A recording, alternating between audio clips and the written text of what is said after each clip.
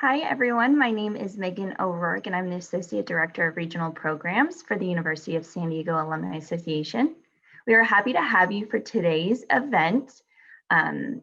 It's a alumni business spotlight featuring Gen Cohen, class of 2016, founder and coach at Gen's Gym, an online health and wellness coaching program. This event is also brought to you by the North County San Diego Torero Club. During this time, the Alumni Association staff is continuing our efforts to keep alumni engaged with and connected to the university. In an effort to support our many alumni-owned businesses, we have created the Alumni Business Spotlight series, where we chat with our alumni entrepreneurs and learn a bit more about their company and how we, as an alumni association, can help support them in their businesses during this time. In addition to our live audience, we are recording this for later viewing. We will begin the program with a conversation between Jen and myself, and we'll field some questions asked during registration afterwards. Should you have any specific questions for Jen, please put them in the Q&A feature and we will address them throughout the program. All right, let's get started. I would like to ask Jen to turn on her camera and we will begin our conversation. What's up? Welcome, we're so excited to have you. Thanks, I'm super excited to be here. All right, let's get going. Tell us a little bit about Gen's Gym and the Happy Bod Squad. Yeah, of course, my pleasure. So Gen's Gym, thank you for the awesome intro. Yeah, it's really just an online health and fitness / wellness coaching company, which really specializes in helping women lose weight through balance and sustainable lifestyle changes that actually work. So we do this by helping women really overcome this negative relationship with food that I think a lot of us just sort of grow up with and get used to, and focus on breaking this like diet binge guilt cycle that a lot of us fall into when looking to lose weight. What's super cool is like it's an entirely women-based team and women-based program, because to me it was super important to create this safe environment for women to open up about struggles, body image, any other challenges that they're really having. And the fact that we're totally online just makes it so that like anyone who's really looking for that support, they're able to participate. They don't have to just be in San Diego. Awesome. Tell us a little bit more about the story of Gen's Gym, how it came to be. Yeah, so it's kind of a multi-part story and I tried to like keep it tight. But first off, my journey began 5 years ago when I decided that I wanted to lose 50 pounds. I had gained about 30, maybe 40 pounds between my freshman and junior year at USD after one too many trips to SLP, Mongolian Station, late night Sarah's quesadillas, and discovering California burritos for the very first time. And one day I kind of just woke up and realized I just didn't really recognize the girl looking back at me. I felt depressed, unworthy, unlovable, and just like unhappy. And I had tried so many different things in order to lose weight, but like nothing ever worked because it was either too restrictive or unrealistic, or it worked for Becky down the street but not me. And so my senior year I decided like I'm gonna graduate, I'm gonna go into the real world. I need to learn how to like cook for myself and take care of myself. So my goal was to lose 50 pounds by graduation and to do it on my own terms. Like no more gimmicks, no more fad diets, no more flat tummy teas or metabolism boosting pills. And doing it that way, I was able to lose the 50 pounds in about 9 months, literally like 2 weeks before graduation. I was like, yes. And obviously it's like going through that type of transformation. It's a small school. People talked about it. And so they would ask me questions about my journey or my weight loss. And I'd tell them my story, but I was never really interested in coaching. And then about 2 years after I lost the weight, so now it's about the end of 2017, and fitness Instagram accounts are like becoming super trendy. So I don't know if you've ever heard of like Kayla Edsinez's, she has this like 12-week BBG challenge. Yeah, yep. The Sweat with Kayla app. And she had this like famous 12-week workout plan. So I decide I'm gonna do this and document the process. So I create a fitness Instagram account and I call it Jen's Gym. And I do this privately because I don't I don't want my friends and my family to see what I'm doing, because if I give up or if I fail, they're going to judge me. So I do this like secretly. It's like my new secret identity. My goal is to have 5,000 followers, because in my eyes, that would basically make me famous. So I wanted 5,000 Instagram followers. I wanted to document this process, and I wanted to inspire people. I just wanted to be like, hey, look, I lost this weight. And one of the biggest things for me was looking up other people's weight loss journeys, printing it out and like collaging it into this notebook. So I wanted to be the girl that other girls were collaging into their notebook. But what wound up happening was that within 3 months, I think I had 10,000 followers. And I was like, oh, like this isn't at all what I thought it. And by the summer of 2018, so like 8 or 9 months in, I had almost 25,000 followers. Wow. And I was just like, holy crap, like people, they really want to hear what I have to say. And it was so cool. And then what had happened was, for a number of months, I had like gyms contacting me, offering me jobs as a personal trainer, which I told them made absolutely no sense, because how could I train my audience in person if they were all online? I had like a lot of people from Beachbody and Arbonne and just like other MLMs hitting me up, like trying to add me to their downline. And then I think the biggest thing though was that every day I would get these like heartbreaking stories from other women who were struggling with the exact same things that I used to struggle with, and asking me for advice. Like, how did you, like, Jen, your story, like, I feel like you're telling my life story when you're, sharing these videos or like writing out these captions. Like, please tell me what you did. I wasn't certified. I had no experience. I had no idea what I was doing, but I really wanted to help. So just for fun, I decided, I posted like a poll on my Instagram stories, and I was like, hey guys, if I started coaching, like, would anybody be interested? And people were like, yeah. So I launched an application form, link in my bio, whatever. And within 24 hours, I had 100 applications. And I thought, holy crap. So I took on a couple of clients. I hired a business coach, because I had no idea what I was doing, to show me the ropes. My clients started getting really awesome results. I took them through the same protocol that I went through, because again, no certifications, no credentials. I just knew it worked for me.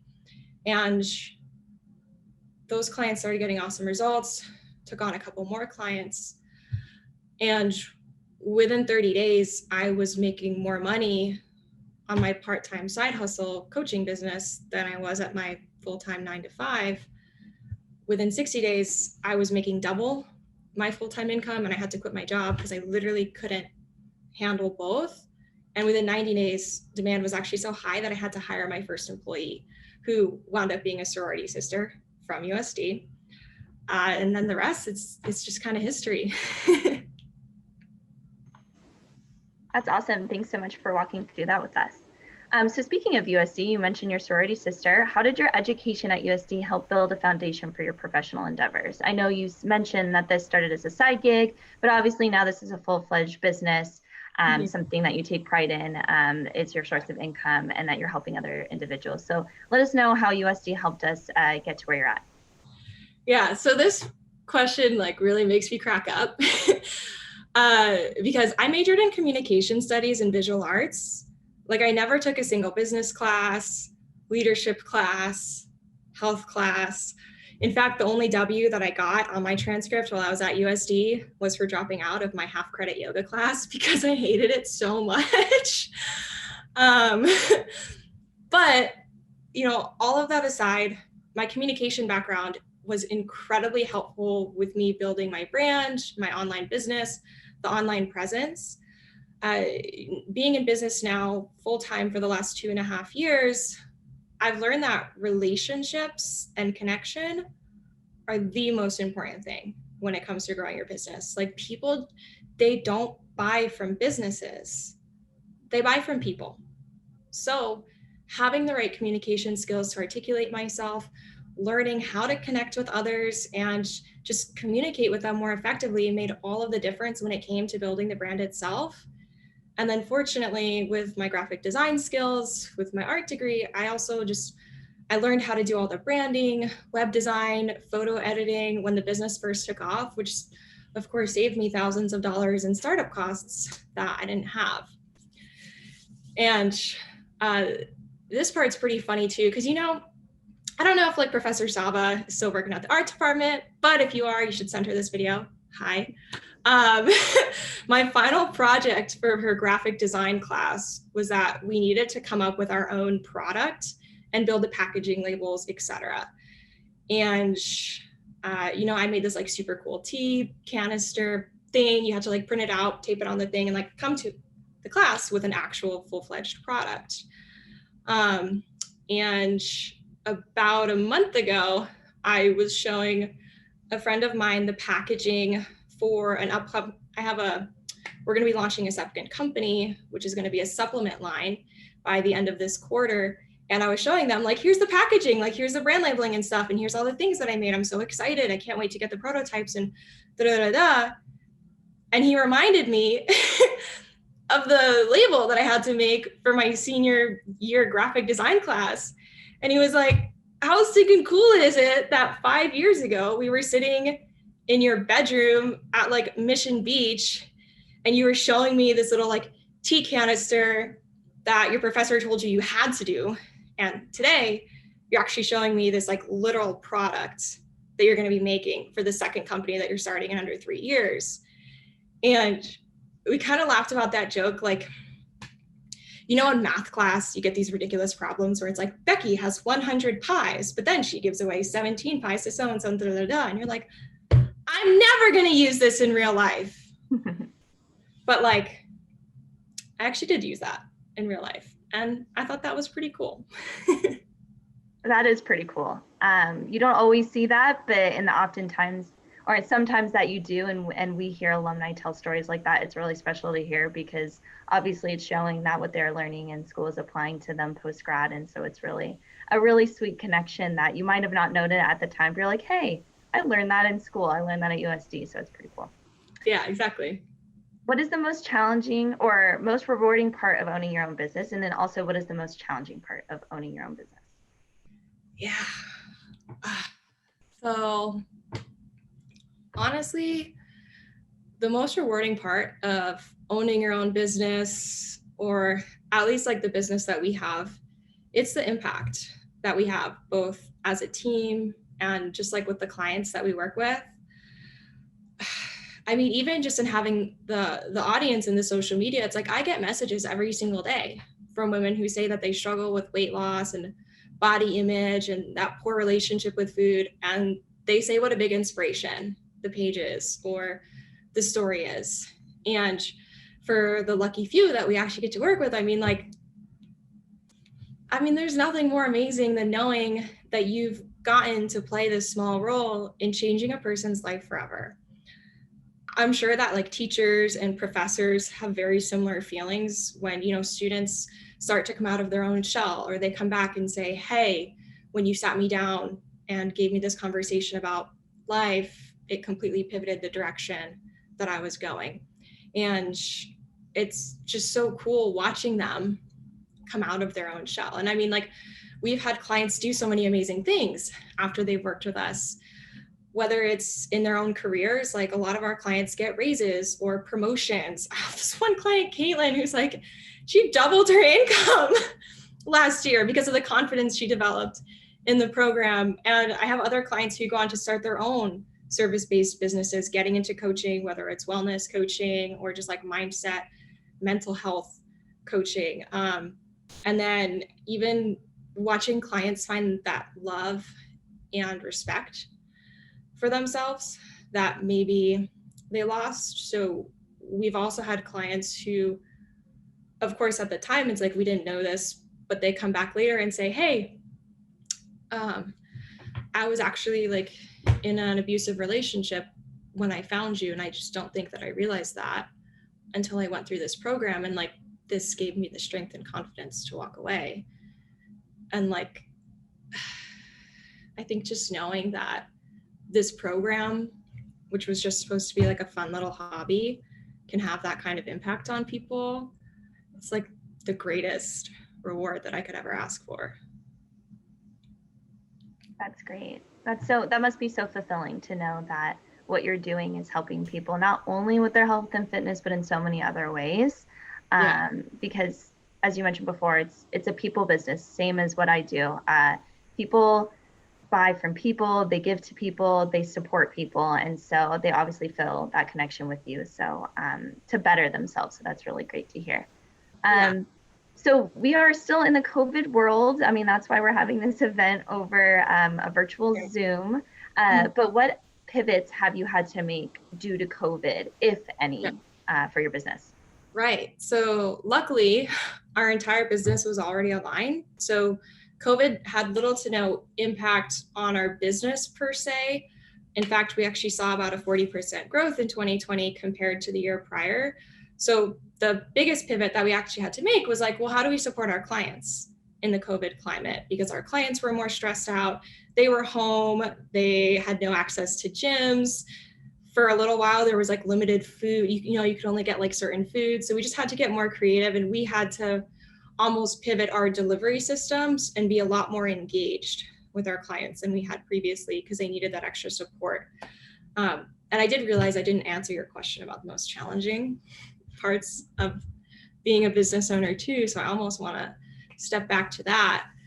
And definitely showing flexibility can be a big challenge when it comes to owning a business. But I think for me, one of the biggest challenges has really been responsibility and the time commitment. You know, I think a lot of people on the outside looking in, like entrepreneurship seems super glamorous because you see people out there like traveling the world, they're working online, they're going to Bali, they're going to Italy, they're like doing what the heck ever when it's not COVID quarantine. They're buying nice cars and fancy clothes, staying in lavish hotels, and they get to set their own schedule, set their own hours, like do whatever they want. But like the thing is, that's like entrepreneurship can be super lonely. And there's a lot of like nights and weekends that we have to turn down plans with our friends because we're either working, we're on calls with clients, or we're just like super exhausted from work. Having your own business is kind of like having a child. It's like having a baby. Like you're always thinking about it. When it's going great, it's like the biggest joy in your life. And when it's not going so great, it's like you lose sleep over it. So the responsibility is tough. And then there's a lot of legal and financial things that are hard to, number one, navigate, because it's hard to find people who can really relate to the things that you're necessarily going through. And yeah, like some of the things are really difficult to share. So for example, man, this one was it took me, I think, a year until I opened up to people about this. In 2019, I invested $50,000 into a women's mastermind. Yeah, 50 as in like 50. And I pretty quickly realized that it was not the right fit for me at all. And I wasn't going to yield the return I had hoped. In fact, I mean, it almost put us out of business. Number one, it was just a large investment.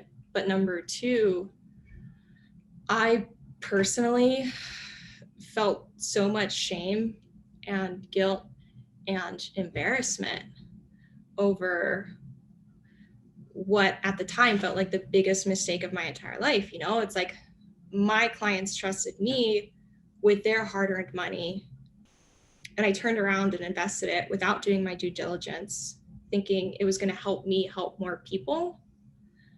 But instead, it actually paralyzed me.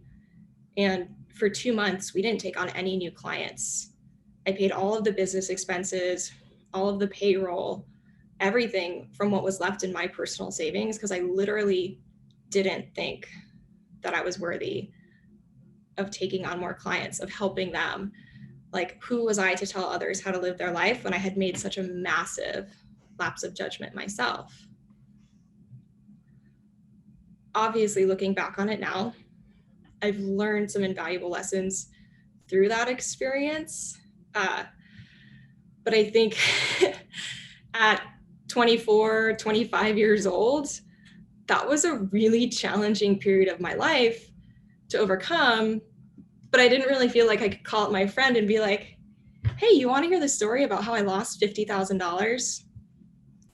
Because, you know, like, it's just not something that I think a lot of people want to talk about. Mm-hmm.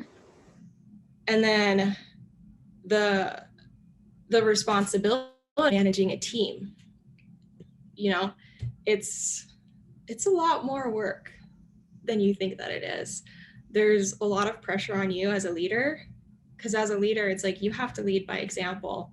And if you're not putting your best foot forward, you can't expect your team to do the same.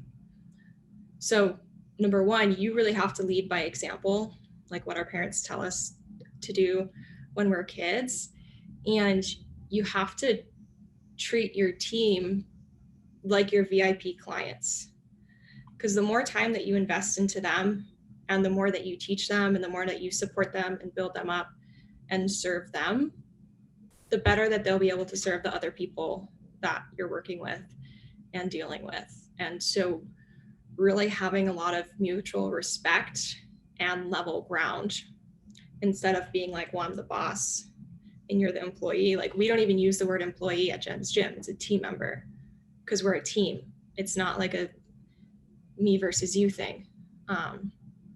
So yeah, those are some of the challenges that we definitely dealt with over the years. Great. Thanks so much for sharing that. You touched on challenges and pivots in that answer. So we're running up at our time, but I have a couple more questions, specifically some Q&A from the audience. So one of the things that an individual wrote in was asking about top foods to avoid, and then to subsequently follow that, what is your favorite meal from the program that you have created for your clients? Yeah, so the top foods that I would recommend avoiding are actually all those foods in that diet section of the grocery store. So like the Nutrisystem, the lean cuisines, the meal replacements and stuff, it's all set up to set you up for failure. Because these diet foods, like, they're so heavily processed, there's no nutrients in them, they make you freaking hungry and cranky. And these industries thrive off of you failing. Like, they want you to fail, so that way you have to keep using their products, right? Like, because if they were truly effective, they would run themselves out of business.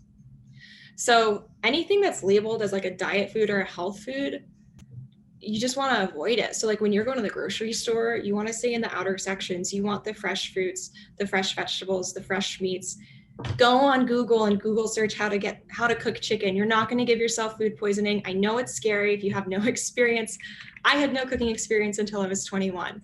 So it's actually the foods that are labeled as health foods, but come in packaging, that are doing you the biggest disservice. Great. And then to follow that up, you had mentioned what foods to avoid, but what about the favorite meal that you recommend through your program? And then also, what's your favorite workout? Yeah. So favorite meal wise is actually just finding like really sweet treats. So number one, learning how to cook my vegetables. So roasted vegetables, I'm freaking obsessed with. Dicing them up, putting them in the oven with olive oil, salt, pepper, garlic at 425 degrees. It makes all the difference. Like, your vegetables can actually taste super good. If you cook them long enough, they like caramelize and they're really, really sweet. But my all-time favorite that's included in the program is like our chocolate frosty dupe. So it's like a Wendy's chocolate frosty, but healthy. You take one frozen banana, 1 cup of your favorite milk. It can be regular milk, soy milk, almond milk, whatever. And then either a chocolate protein powder or a vanilla protein powder with cocoa powder. Throw it in the blender. It gets this like nice creamy texture, and it literally feels like you're eating a chocolate shake. It's awesome. And then favorite workout. Honestly, the best workout to do is just like the workout that you enjoy doing. I love walking. I have a small dog. I take him for 3 walks a day. I listen to podcasts, audiobooks, all these different things. Walking is my jam. But if I'm not walking, just like a classic super basic weightlifting workout with 5 or 6 exercises over 45 minutes, it's the best way to go. Awesome. And then we promised the audience, I have 2 more questions for you. We promised the audience that we would share 3 ways to take control of your health and fitness. Are you able to, or health and fitness in 2021, are you able to package that and give it to us pretty quick? Yeah, okay, so number 1, set goals that are realistic and exciting. So set your goals and give yourself an absolutely realistic timeline. When you think about the journey of your weight loss, picture it as a video game. I know we're talking mostly women, but you still know what a video game looks like. Losing 50 pounds, that's winning the game.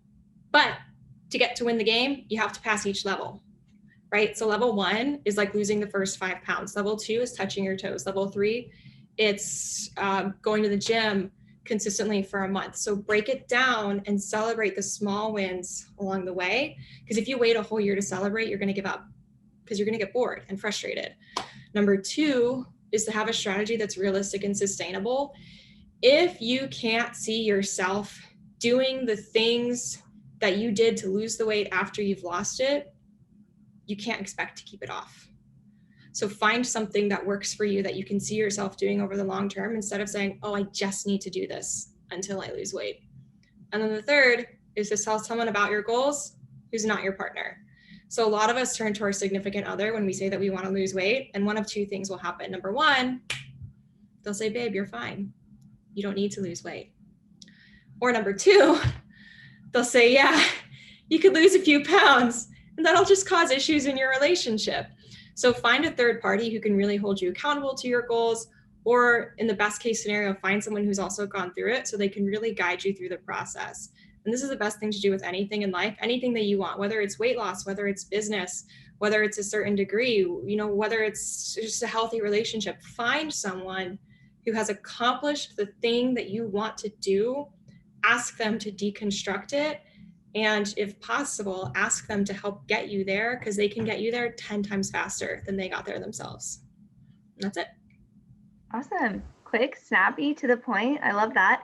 And then a couple more, we're just at time, but I have 2 more questions for you. We have a handful of men that have actually joined us on today's call, which is great. So do you have any tips for them? I know you say that your business is focused primarily on women, but what are some tips that you would provide to men who are also looking to reap the benefits of your program or look to get better in more shape or healthy in 2021? Yeah, totally. I mean, all the same principles stand for men and women, right? It's learning to eat healthy foods and it's moving your body. So for men, you definitely want to focus on going to the gym more, building more weights, and actually making sure that you're eating enough food. A really common mistake that both men and women make when they're trying to lose weight is drastically under eating. But you actually need to eat, for men, like over 2,000 calories a day so that you can build that muscle.